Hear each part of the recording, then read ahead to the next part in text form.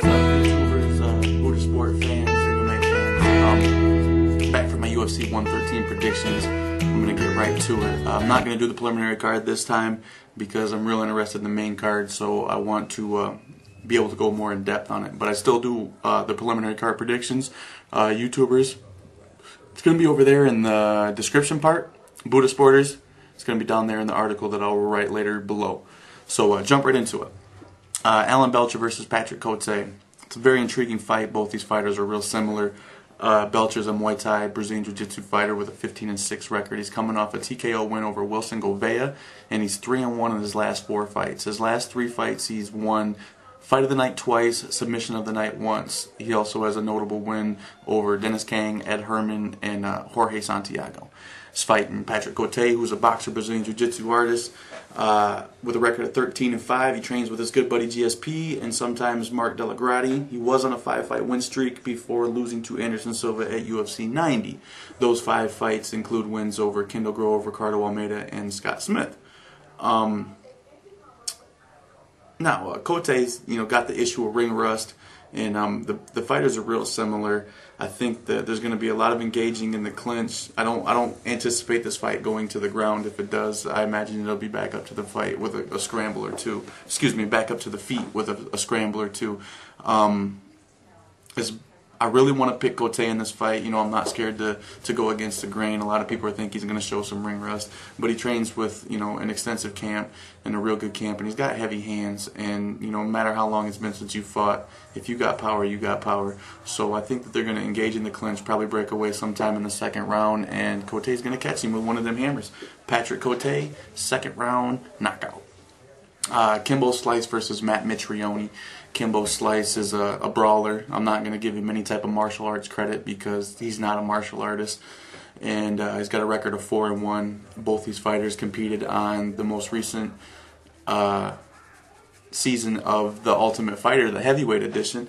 And Kimbo was the 2nd overall pick, 1st pick for Rampage's team. Mitrione, not 100% sure where he went. He's a former NFL player. He's pretty much a boxer. He's got a record of 1-0. His win against Big Baby knocked him out late 1st or early 2nd round. He trains with Duke Rufus at Rufus Sport in Milwaukee, Wisconsin. I don't think that Mitrione's scared to trade with Kimbo. I'm not impressed with Kimbo's chin. Seth Petrozelli knocked the kid out in 17 seconds. Hell, I'm not even impressed with Kimbo's striking.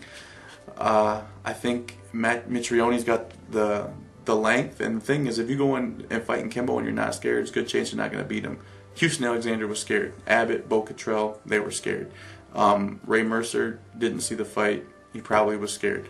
Seth Petrozelli wasn't scared, and I don't think Matt Mitrione's going to be scared of him either.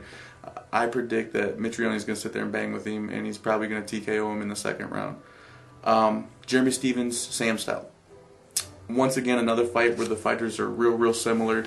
Stephens is a Muay Thai Brazilian Jiu-Jitsu fighter. He's got a record of 16-5, coming off a win over Justin Buchholz at UFC 19 via TKO. I think it was a cut stoppage. And Stephens has held championship belts in the UGC and the MCC at the 155 weight division. He's fighting Sam Stout, who's a Muay Thai kickboxer. He's got a record of 15-5-1. He trains at Extreme Couture in Canada. His most memorable fight is probably with Spencer Fisher, the duo of fights they had where they split the fights. And they both won Fight of the Night honors. He's got a couple notable wins. Matt Wyman, Spencer Fisher, of course, and Joe Loizon. I think Sam Stout should be able to control this fight no matter where it goes. I see Sam Stout probably taking it down to the ground if he gets a little behind on the feet, because Stephens does have heavy hands, but he's a more technical boxer, so I don't see either of these fighters winning this fight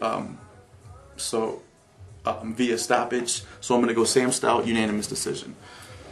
Then we get to Paul Daly versus Josh Koscheck.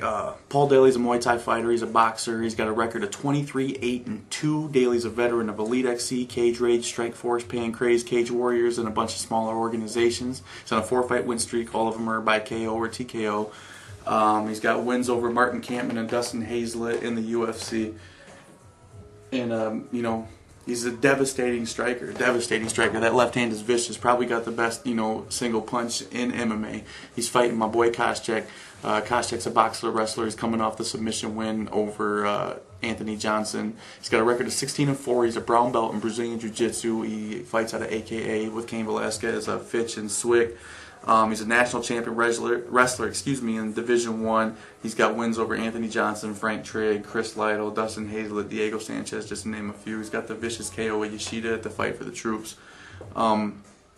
Now, if Kos fights this fight smart and he's a better technical boxer, if he uses his boxing and leg kicks to set up takedowns, I think he can grind out a win in this victory. The only way this fight isn't going to the judges is if he gets knocked out by Daly. And I wouldn't be surprised if Daly knocked him out at all. I wouldn't be surprised if Daly knocked out anybody. So I think Kos can control this fight. He's just got to fight it smart. And the unfortunate thing is, many times Kos have went into fights, relying on these a little bit more than he should. He's practiced on his striking so much. I think he thinks he's a little bit better than he actually is. But I love Kos. He's one of my favorite fighters. I really think he can pull this win out. I'm not just saying it because he is one of my favorite fighters. So I'm going to go Josh Koscheck, unanimous decision. Then we have the main event. The much controversial first fight and the much anticipated rematch. Machida versus Rua. I scored the fight 3-2 for Lyoto Machida. Many people, including some decorated UFC fighters as Rampage Vanderlei and Hickson and Royce Gracie both, thought that Rua won the fight. But there's just as many, people that are decorated like Nogueira brothers, Anderson Silva, who thought Machida won the fight. But most of them people train with Machida, so you can see where their bias lies. I personally think Machida won the fight. Nelson Hamilton, who was one of the actual judges of the fight, he developed a scoring system called the MAS system. I'm not going to get into it, but basically when he did it with this new scoring system, it broke down to a unanimous draw, which I can't disagree with at all, which Machida still would have retained his belt. So Machida, he's a karate, Shodokan karate, and a Brazilian Jiu-Jitsu black belt fighter. He's got a 16-0 record. He's got wins over Penn, Ace Franklin, Rashad Evans, Thiago Silva, Stephan Bonner, Tito, Sokaju. Got a couple KO of the night victories, Rashad Evans and Thiago Silva, and he's fighting Shogun Rua, obviously, a Muay Thai Brazilian Jiu-Jitsu fighter, 18-4 record. He's got notable wins over Rampage, Coleman, Overeem twice, Akira Shoji, Chuck Liddell, Little Nogueira, just to name a few. The list goes on and on and on. He fought a lot of tough fighters over in Pride. I don't see this fight going to decision, although the first fight, was a little bit inactive in some points, but it was an amazing fight. I think Machida's going to handle him pretty easily, and I'm going to go with Machida, 4th round TKO. Those are my predictions for the fight, so if you want to leave a comment, go ahead, and I'll see you guys next time. UFC 114 predictions. Thank you.